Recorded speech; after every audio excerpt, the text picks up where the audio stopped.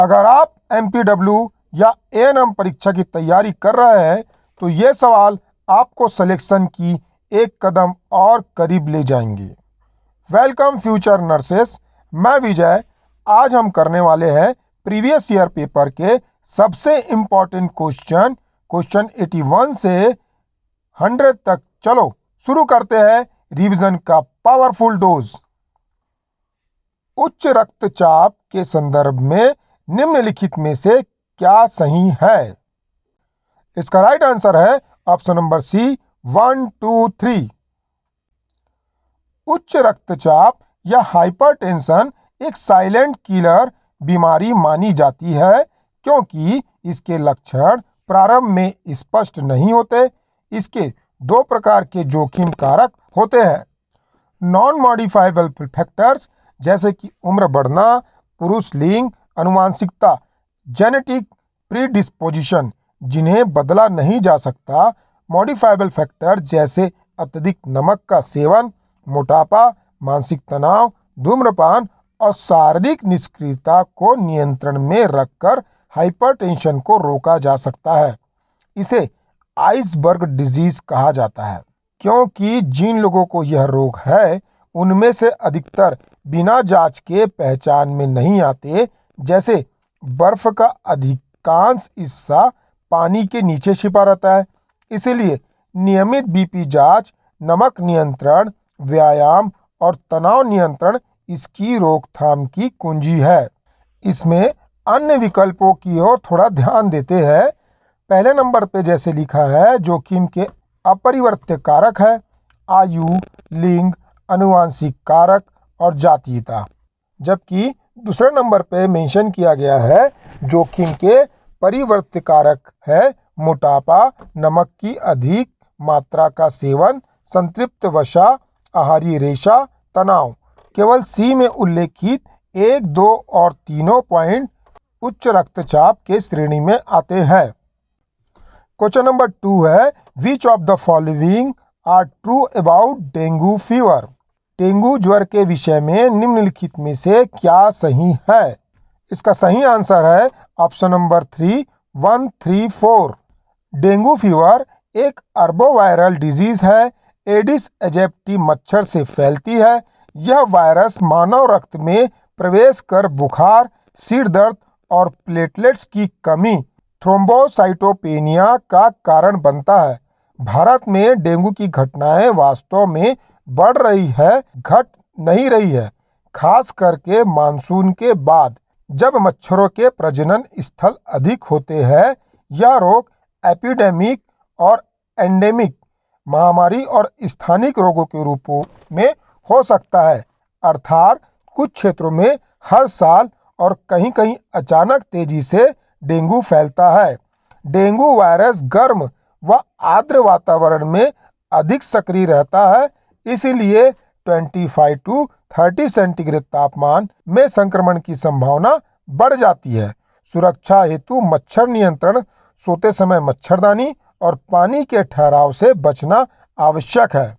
Question number 84 है, estimate the number of pregnancies of sub centres in village with a birth rate of 25 per 1000 population of the sub centre in 5000। गांव के उपकेंद्र की संभावित जन्म संख्या दर का आकलन कीजिए जहां का जन्म दर 25 प्रति 1000 है। उपकेंद्र की जनसंख्या 5000 है। इसका राइट आंसर है ऑप्शन नंबर ए 125। यह प्रश्न बर्थ रेट कैलकुलेशन पर आधारित है जो जनसांख्यिकी डेमोग्राफी का एक बुनियादी सिद्धांत है। जन्म दर बर्थ रेट प्रति 1000 जनसंख्या पर वार्षिक जन्मों की संख्या को दर्शाती है। यहाँ दी गई जनसंख्या 5000 है और जन्म दर 25 प्रति 1000 है। इसका अर्थ है कि हर 1000 लोगों पर 25 बच्चे जन्म लेते हैं। इसलिए कुल जन्म होंगे 5000 इंटू 25/1000 इज इक्वल टू 125 जन्म। यह गणना स्वास्थ्य योजनाओं की योजना बनाने, मातृ एवं शिशु स्वास्थ्य कार्यक्रमों के संसाधन निर्धारण के लिए महत्वपूर्ण होती है। यदि किसी क्षेत्र में जन्म दर अधिक है तो वहां MCH maternal and child health सेवाओं की अधिक आवश्यकता होगी। फार्मूला याद करना आसान है, लेकिन कॉन्सेप्ट समझना जरूरी है, क्योंकि कॉन्सेप्ट ही याद को पक्का करता है। नेक्स्ट क्वेश्चन है question number 85। Preventive measures to reduce the chance of cancer include. Cancer रोग की संभावनाओं को कम करने के लिए बचावकारी उपायों में सम्मिलित है। इसका राइट आंसर है ऑप्शन नंबर डी 3, 4, 5। 3 में diet including fresh fruits and vegetables है। 4 में रेगुलर हेल्थ चेकअप्स है एंड 5 में इम्यूनाइजेशन अगेंस्ट HPV। कैंसर एक ऐसी बीमारी है जिसे पूरी तरह रोका नहीं जा सकता, लेकिन निवारक उपायों प्रिवेंटिव मेजर से इसका खतरा काफी कम किया जा सकता है। नियमित शारीरिक गतिविधि शरीर में हार्मोनल संतुलन और इम्यूनिटी को मजबूत करती है। धूम्रपान से परहेज फेफड़ों, मुख और गले के कैंसर से बचाता है। फल और सब्जियां एंटीऑक्सीडेंट्स व फाइटोन्यूट्रिएंट्स से भरपूर होती है, जो कोशिकाओं को क्षति से बचाते हैं। Human papilloma virus vaccine, HPV vaccine, जिसे हम HPV वैक्सीन बोलते हैं, सर्विकल कैंसर से सुरक्षा प्रदान करती है। यह विशेष रूप से महिलाओं में बहुत प्रभावी है। नियमित स्वास्थ्य जांच कैंसर को शुरुआती अवस्था में पहचानने में मदद करती है, जिससे इलाज आसान और सफल हो सकता है। इसीलिए जीवन शैली में संतुलन, पौष्टिक आहार और वैक्सीन और कैंसर की रोकथाम की 3 मुख्य कुंजियां हैं। क्वेश्चन नंबर 86 है, choose the most appropriate answer from the option given below. पित्त ज्वर के विषय में निम्न में से सत्य कथन छांटिए। इसका राइट आंसर है ऑप्शन नंबर डी 1, 3, 4। 3 में है it is cause by flavivirus and 4 में है incidence is increase by humidity. Yellow fever एक वायरल हेमरेजिक फीवर है जो फ्लेविवायरस द्वारा होता है। इसका वेक्टर एडिस एजिप्टी मच्छर होता है। यह मुख्यतः अफ्रीका और दक्षिण अमेरिका के उष्णकटिबंधीय क्षेत्रों में पाया जाता है।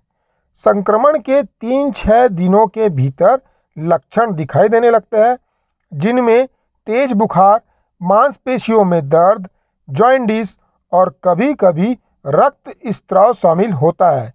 इसी कारण इसका नाम येलो फीवर पड़ा। गर्म और आर्द्र जलवायु मच्छरों के लिए अनुकूल वातावरण प्रदान करती है, जिससे संक्रमण की संभावना बढ़ जाती है। येलो फीवर वैक्सीन 70D इसके विरुद्ध प्रभावी सुरक्षा देती है।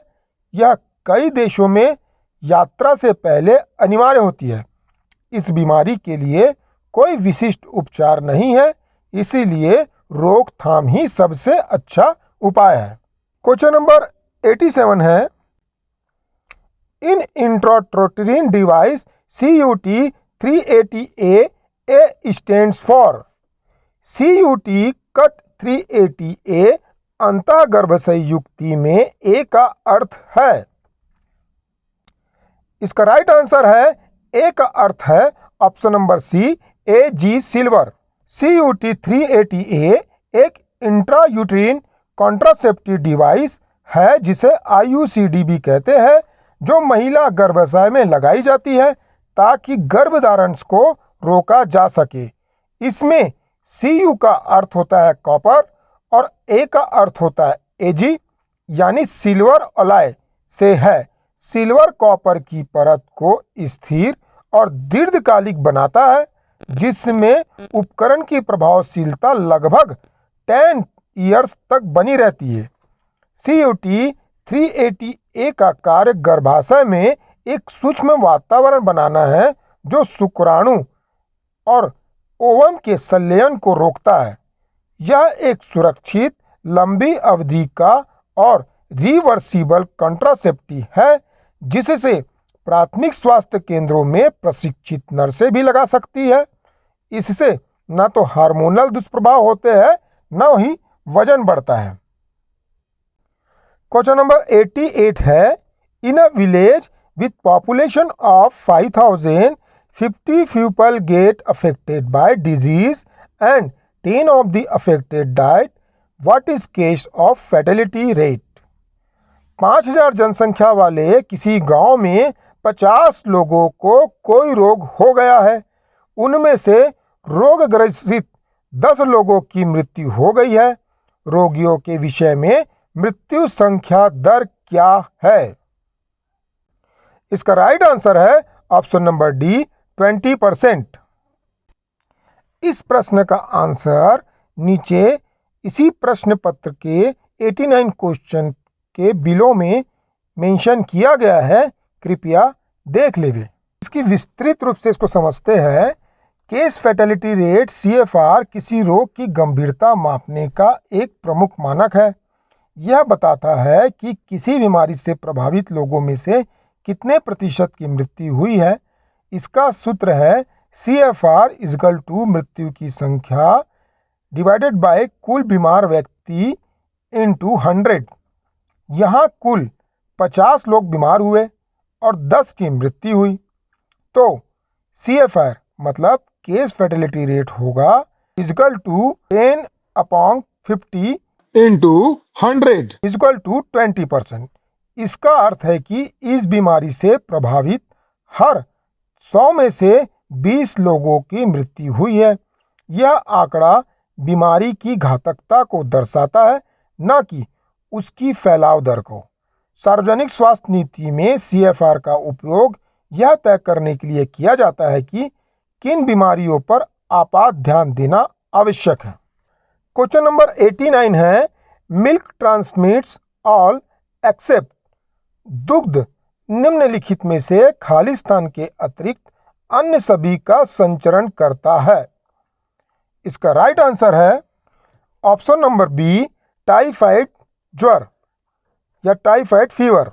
इसका समझने का मतलब यह है कि दूध में से कौन सी बीमारी संचरित नहीं होती, उसे फाइंड आउट करना है।